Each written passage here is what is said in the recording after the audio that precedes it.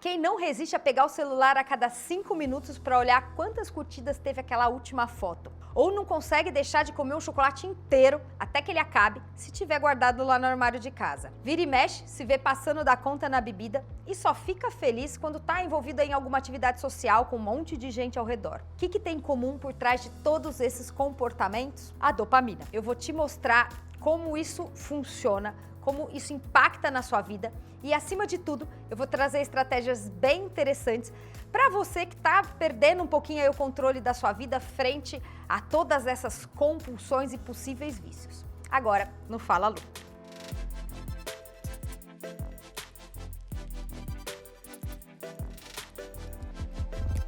Oi, eu sou Lu Haddad, médica livre docente pela Faculdade de Medicina da USP. Trago aqui um conteúdo sobre saúde, qualidade de vida e esportes, sempre baseados na ciência de forma descomplicada. Para quem acompanha o canal, deve ter visto que a gente está usando uma cor diferente aqui no fundo hoje. A gente já usou rosa, no Convida a Lu tá preto. Queria que vocês colocassem aí nos comentários qual a cor mais agradável, o que vocês gostam mais de fundo aqui da nossa prateleira Fala Lu. Além disso, obviamente, se inscreve aqui no canal se você não está inscrito e compartilha esse vídeo com seus amigos. Ele pode ajudar muita gente que está precisando dar uma equilibrada aí na dopamina para ajustar pequenos probleminhas da vida. A dopamina é obcecada por nos manter vivos. O que isso quer dizer? Ela está relacionada à nossa reprodução, e aí atividade sexual, à comida e acúmulo de coisas que nos ajuda a sobreviver. Existe um nível circulante de dopamina o tempo todo do nosso corpo, que está sendo produzida ali no nosso cérebro para manter nosso humor adequado, evitar que a gente fique deprimido, para manter nossa motivação para atividades do dia a dia. Isso tem muito a ver, por exemplo, com sair para conseguir comida. Isso era importante lá na época das cavernas. Tem níveis de dopamina que oscilam, fazendo com que tenhamos picos de dopamina.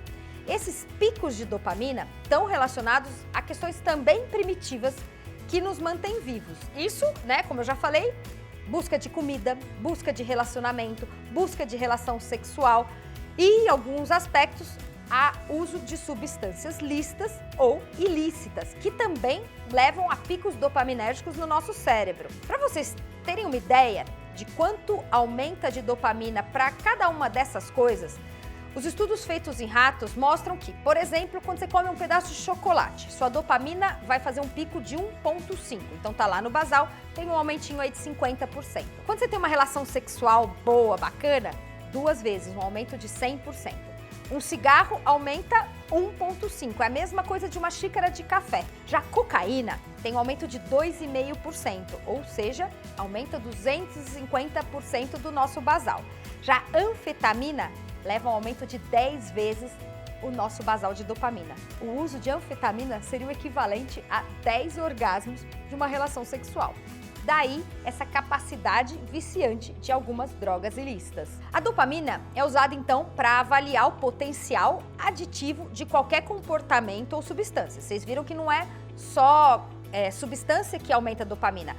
Jogo, sexo, alimentação, isso não é uma droga, mas também aumenta a dopamina. Mas as drogas têm uma tendência a aumentar numa proporção maior. Quanto mais dopamina a droga ou comportamento liberam no nosso cérebro, no caminho ali da gratificação, que eu falei no outro vídeo, mas que é uma área específica do cérebro que está relacionado à recompensa, e quanto mais rápida é essa liberação de dopamina, maior a capacidade aditiva da droga. A nicotina, ela aumenta em 2 vezes a dopamina, mas esse aumento só dura 30 segundos, não é algo que fica permanente. No final do vídeo, eu vou falar dos protocolos que são bem interessantes para controlar esses picos de dopamina no nosso cérebro. Mas agora vem uma questão que é muito importante que seja compreendida. Depois que a gente faz algo excitante, empolgante ou faz uso de alguma substância que aumenta a nossa dopamina, ela não volta para o nível basal.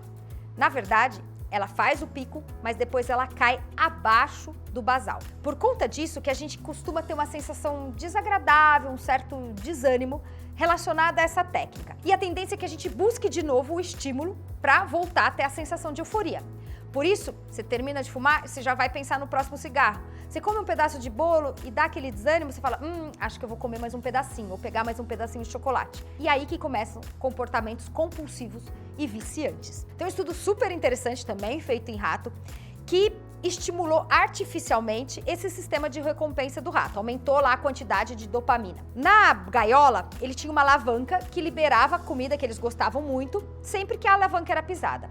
Esses ratinhos que tinham essa alteração no sistema nervoso central deles, começavam a apertar a alavanca desesperadamente. Eles chegavam a apertar a alavanca mais de 2.000 vezes por hora, mesmo se a alavanca não trouxesse o alimento, porque é o ato de buscar o alimento que a dopamina estimula. E esses ratinhos só paravam de apertar a alavanca quando eles estavam completamente exauridos, próximos da morte. Tem uma psiquiatra, pesquisadora de Stanford, chamada Anna Lambert, que até é autora de um livro bem legal que chama Nação Dopamina, que usa uma metáfora da gangorra para explicar essa relação de prazer e sofrimento que está relacionado à dopamina. De um lado, o prazer, que está relacionado a essa via da recompensa, de quando você busca alguma coisa que você imagina que vai te dar prazer, ou que você já sabe que te dá prazer. A dopamina, por exemplo, não é liberada quando você come uma pizza, mas ela é liberada quando você está escolhendo o sabor da pizza, quando você entra para fazer o pedido e quando você está esperando a pizza chegar. É nesse momento que a dopamina é esperada. Do outro lado da gangorra, é o tal do sofrimento, do desconforto,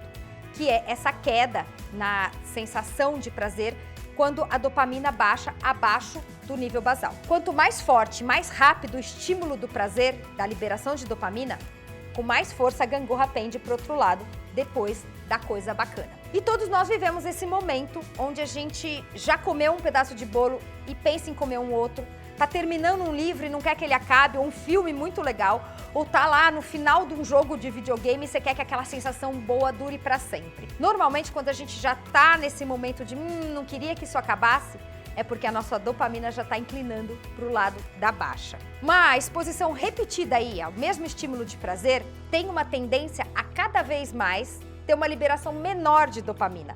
Então, o pico de dopamina vai ficando cada vez menor, porque o nosso cérebro se adapta àquele estímulo. Ou seja, a gente nunca vai ter o mesmo prazer da primeira vez. Isso é um processo chamado de neuroadaptação. Em compensação, a queda costuma ser mantida. A cada vez a gente vai precisar de uma quantidade maior da droga ou do comportamento para obter o mesmo efeito que a gente deseja, se aquilo for feito muito próximo, muito repetitivamente. Em geral, você precisa esperar normalizar seus níveis de dopamina, isso pode levar algumas horas, dependendo da coisa, alguns dias, para depois voltar a ter o prazer que você teve. Se você começa a repetir, isso deixa de ser tão legal. Eu já experimentei essa sensação algumas vezes, quando você está vendo um filme super bom, e ele acaba, e você vai em busca de um outro filme, e ele nunca vai te dar a mesma sensação. Ou, por exemplo, quando você faz uma prova de corrida, por exemplo, a primeira maratona, aquela sensação é única. Nunca mais você vai ter a mesma repetição, porque o nível de dopamina que você consegue em geral na primeira vez com uma novidade é muito alta. Quando você prova uma comida que você nunca experimentou e ela é incrível, você fica com aquela lembrança boa, mas das próximas vezes que você experimentar, se for principalmente muito próximo, você não vai ter o mesmo prazer da primeira vez. É legal esperar um tempo, ter a saudade, ter aquela lembrança, para que na próxima experiência ela seja tão prazerosa quanto a primeira, senão isso é muito difícil de acontecer. A ciência ensina o tempo todo que para cada coisa de prazer existe um preço que em geral está relacionado a esse sofrimento do término. E quanto mais intenso é o prazer, mais o risco da sensação que a gente tem depois ser mais pesada, mais desagradável. O pior é que o mundo moderno facilitou ao extremo o nosso acesso a esses prazeres. Hoje a gente tem comida em abundância, né? Basta chegar no restaurante ou ir no supermercado que a gente compra tudo que é mais prazeroso, doce, chocolate, gordura. A gente tem diversão instantânea no nosso bolso, é só pegar o celular e você vai ter jogo, vai ter pornografia, vai ter acesso a mundos sociais. E o nosso cérebro não evoluiu à medida de conseguir lidar com esse monte de estímulo de prazer, de pico de dopamina insistentemente e continuamente. Por isso a gente tem tido cada vez mais episódios de vício, de compulsão alimentar, de jogos, casos de ansiedade, casos de depressão. E tudo isso está relacionado à nossa desregulação de dopamina.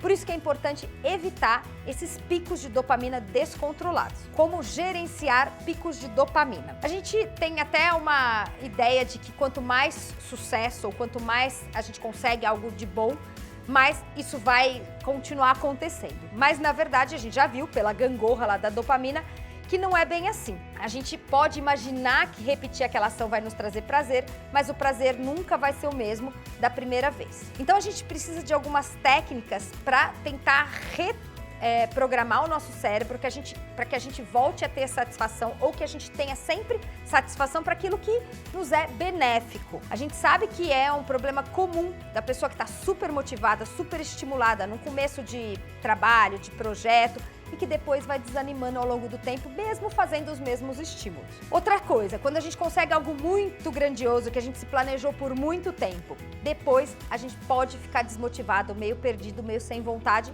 inclusive para as outras coisas da nossa vida. Existe um termo conhecido aí de quem faz provas de corrida, que é a depressão pós-maratona.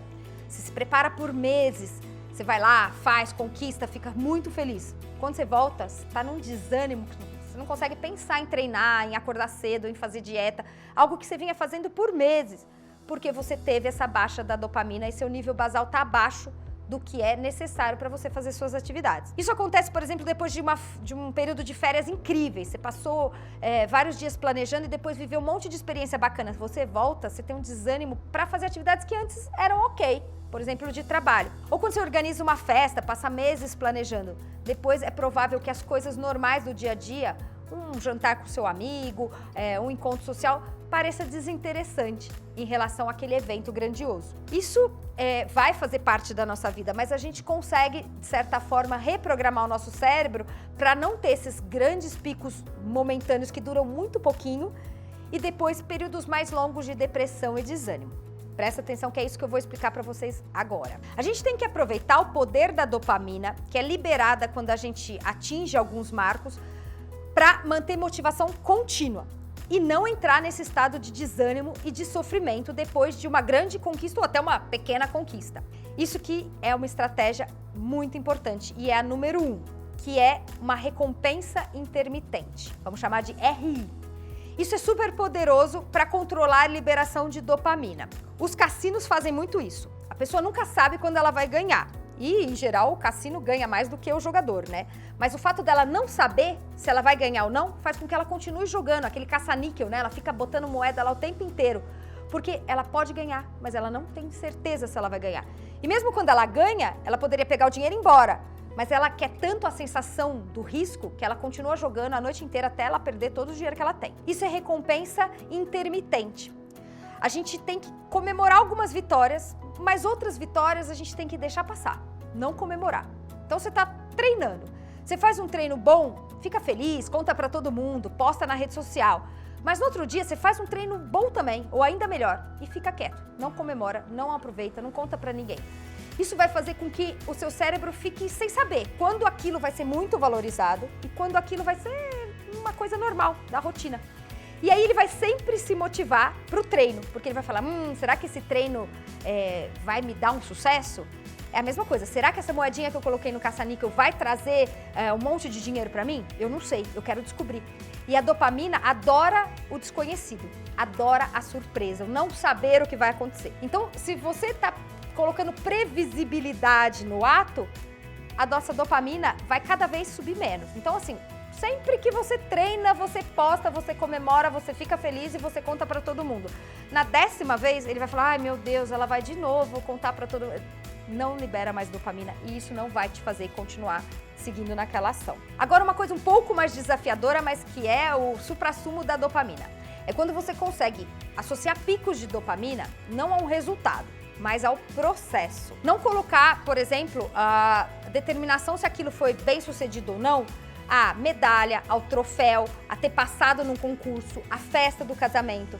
Você tem que colocar a tua química para funcionar nas metas do processo. Então, por exemplo, cada treino bem feito, beleza, isso eu tenho que comemorar, isso é importante para mim. Cada pequena meta atingida num estudo, você vai prestar um concurso, você não pode colocar sua motivação só em passar na prova. Cada dia bom de estudo, onde você aprendeu alguma coisa, você se parabeniza, você coloca isso como algo importante e aí o processo vai liberando dopamina ao longo do tempo. Mas lembra, não se parabeniza por tudo. Alguns momentos, mas também não coloca o foco só lá no final. Então são duas dicas diferentes. Uma é não comemorar toda a conquista, mesmo ela sendo pequena. Comemore algumas, mas deixe seu cérebro sem saber o que de fato é importante. E outra coisa, divida grandes conquistas em pequenas etapas para ir mantendo ao longo do tempo pequenos picos, sem queda muito importante e um basal sempre estável. Isso é importante então, fazer com que seu cérebro reconheça o esforço como recompensa e não as grandes façanhas. Dessa forma, então, a gente vai ter menos queda de dopamina, porque a gente não vai ter picos muito altos. E a gente faz com que o esforço se torne a recompensa. Você vai ver que isso vai garantir motivação para tudo, mesmo coisas que demoram 1 ano, 5 anos, porque você dividiu isso em pequenas metas semanais. Nosso cérebro não sabe o que é a recompensa. A recompensa é algo que a gente cria. Na verdade, assim, nosso cérebro não associa um troféu a algo que tem que aumentar a dopamina. A dopamina é produzida no nosso cérebro. É a gente que associa troféu à vitória, porque a gente viu um atleta erguendo um troféu quando a gente era criança, a gente viu uma prova e a gente quer estar no lugar daquela pessoa, então a gente construiu a importância que esse troféu tem. E o fato da gente ter construído essa importância faz com que o nosso cérebro libere dopamina para tentar chegar no troféu. Então a gente tem que criar no nosso cérebro as coisas que têm valor e que têm importância, porque são essas que vão liberar dopamina. Para algumas pessoas, o troféu não vale nada, a pessoa nem quer colocar em casa, aquilo não tem importância, então isso não libera dopamina. Para essa pessoa pode ser importante, por exemplo, passar num concurso porque ela está estudando para isso no último ano. Você precisa entender onde colocar a importância e como colocar a importância. E colocar a importância vai ser desde lendo a respeito, estudando, tendo ídolos, observando, visualizando, isso tudo vai fazer com que seu cérebro determine o que vai ser algo que te leva a aumento de dopamina ou não. Você colocar para você que você está indo em direção a um grande objetivo é algo que estimula a liberação de dopamina e está sob seu controle. Então, se o concurso é daqui a 1 ano, mas você conseguiu terminar de estudar uma matéria, você já pode falar, não, estou no caminho certo, estou indo bem. Isso vai fazer com que você vá produzindo dopamina. Além disso, você vai fortalecendo aquela via do nosso cérebro da motivação, aumentando o número de receptor, aumentando as sinapses, e isso é que faz com que você tenha uma sensação de motivação, que você se mova em direção a algo que você quer. É tudo química, é tudo fisiologia, mas a gente precisa de estratégias que são algo que parece mais uma questão comportamental de psicologia, mas na verdade são as duas coisas envolvidas. A gente fala dessas questões comportamentais, mas se a gente for estudar lá dentro do nosso cérebro, se a gente pudesse olhar a nossa sinapse, o que está acontecendo a gente está aumentando o número de receptor de dopamina e por isso a gente vai se sentir melhor e mais motivado. Recapitulando então, não colocar toda a importância lá no fim, dividir em pequenas metas. Agora, terceira dica, não colocar múltiplos estímulos de dopamina para uma única ação. Quando a gente coloca um monte de estímulo dopaminérgico, fica parecendo muito fácil fazer alguma coisa. Por exemplo, eu preciso treinar. Aí eu coloco um pré-treino com bastante cafeína, eu escolho uma música super animada e coloco no fone, eu combino com um monte de amigo, que é conexão social, aumenta a dopamina, eu compro um tênis novo, que vai aumentar a dopamina, e tudo isso vai fazer com que eu fique mega motivado para fazer aquele treino daquela segunda-feira de manhã. Aí na quarta-feira eu tenho que treinar. Eu teria que colocar tudo isso e mais alguma coisa para ter o mesmo nível de dopamina para aquele treino. Ou seja, a chance de eu ter a mesma vontade é muito menor. E lembra da gangorra? O desânimo, então, vai vir maior ainda. Não empilhe estimulantes de dopamina. Num dia você usa cafeína, no outro dia você marca com seu amigo, no outro dia você vai sem nada e vai do mesmo jeito, porque isso vai garantir com que você tenha novidade e coisas diferentes para diversificar as estratégias e enganando o seu cérebro, né? Mas planejando os picos de dopamina para que eles não sejam tão altos, a queda não seja tão baixa, mas você tenha vontade sempre de, por exemplo, continuar treinando. Isso vale para estudo, para um monte de coisa. Agora uma dica bem prática, que é a exposição ao frio. Exposição ao frio, banho gelado, pode ser um boost para dar uma aumentada na tua dopamina de 3 a 5 vezes. E essa duração é de 3 horas, é muito maior, por exemplo, do que quando você fuma um cigarro ou até quando você toma cafeína. Então, tá precisando de um boost extra? Banho gelado. Tem vídeo aqui no canal. Por fim, suplemento. Existe sim suplemento que é vendido aí sem receita para aumentar potencialmente a dopamina. Esses suplementos são a tirosina. tirosina ela é vendida aí na dose de 500 miligramas a 1 grama.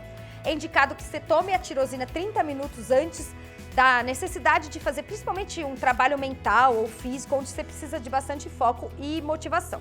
Em geral, ela vai ficar aumentada por 30 a 45 minutos e depois começa a cair. Pode aí ter uns efeitos colaterais, dor de cabeça, enjoo, até um cansaço quando cai o nível, porque pode cair abaixo. Eu nunca usei, não posso dizer na prática se é interessante ou não, mas tem muita gente que usa tirosina, principalmente quando precisa fazer uma prova ou precisa se dedicar a um trabalho por algumas horas e gosta da sensação. Eu, de fato, nunca experimentei, então não tenho uma experiência pessoal. Por fim, eu vou falar de uma coisa que apareceu muito aí na internet, tem um monte de vídeo no YouTube, que é o chamado jejum de dopamina. Isso é uma moda, surgiu aí nos últimos anos, porque alguns grandes executivos lá do Vale do Silício começaram a colocar na internet que estavam fazendo jejum de dopamina. O que isso significa? É tirar todo o estímulo dopaminérgico por 24 horas, mais ou menos, que é ficar sem celular, não comer nada, nenhum alimento, não ter nenhum contato social, não falar com ninguém. A ideia é baixar ao máximo esses picos de dopamina por várias horas. Mas, na verdade, não existe um jejum de dopamina, porque a dopamina é produzida o tempo todo no nosso cérebro, mesmo um nível basal. Ela vai continuar sendo produzida. Além disso, já existia há muito tempo esses retiros espirituais, retiros de meditação, tem uns retiros até onde você não pode falar com ninguém, fica sem celular, ou seja, não é uma coisa absolutamente nova. E esses retiros eram justamente para dar uma resetada e aumentar depois seu foco, sua motivação. O que existe é que para alguns vícios, a abstinência, pelo menos transitória, parece ser uma estratégia para começar a tratar o vício. Por exemplo, os famosos 30 dias sem açúcar ou internação em hospitais psiquiátricos, em rehabs da vida para quem é viciado em droga, fazer com que a pessoa pare de beber completamente quando ela já tem sinais de alcoolismo. Então, essa abstinência de um comportamento viciante é uma coisa. Agora, esse jejum de dopamina para coisas comportamentais que estão presentes aí na nossa vida de forma definitiva é um pouco mais complicado. Eu acho mais interessante tentar estratégias moderadas, mas que você consiga manter ao longo prazo. Por exemplo, o celular. Hoje ninguém mais vai viver sem celular. Ele é uma ferramenta muito importante e muito legal. Ou seja, adianta você ficar um dia sem celular, uma vez por mês, uma vez por ano, no dia seguinte você vai ter que pegar o celular. Mais interessante é você saber lidar com esse celular. Por exemplo, desligar ele quando você precisa focar ou botar numa gaveta e trancar. Controlar o tempo que você vai ficar usando para não ficar mantendo picos de dopamina, naquela dependência de olhar se tem um post, se tem uma novidade, se tem uma curtida. A gente pode diminuir essas distrações e tentar trabalhar o nosso foco usando a estratégia de evitar picos repetidos de dopamina. Mas para a nossa saúde mental é muito mais válido criar esses bons hábitos mentais, aprender a controlar nossos estímulos excessivos, nossos picos de dopamina e ter contato com a natureza, ter aquela exposição à luz solar, atividade física, momentos de relaxamento, que tudo isso ajuda a evitar picos e a manter um nível basal de dopamina bem interessante do que tentar um dia intenso de sofrimento por não ter nenhum estímulo, nada que te libere um pouquinho de dopamina, que é algo fundamental para a nossa vida. Quero que vocês testem essas diversas estratégias, eu falei um monte de coisa, mas é que é importante, é um tema super interessante. Acho que dopamina ainda vai ter muita coisa, muita descoberta, é algo muito importante para tratar um monte de problema fora do vício, além disso, depressão, ansiedade. Espero que esse vídeo consiga ajudar vocês a abrir aí os seus olhos para como é importante entender o nosso corpo, como ele funciona e como a ciência serve para isso, para que você possa ter uma ferramenta para cuidar da tua saúde, tanto física quanto mental. Agradecendo nossos patrocinadores, Kikos Fit, Trilo, Probiótica, Jungle e Dobro.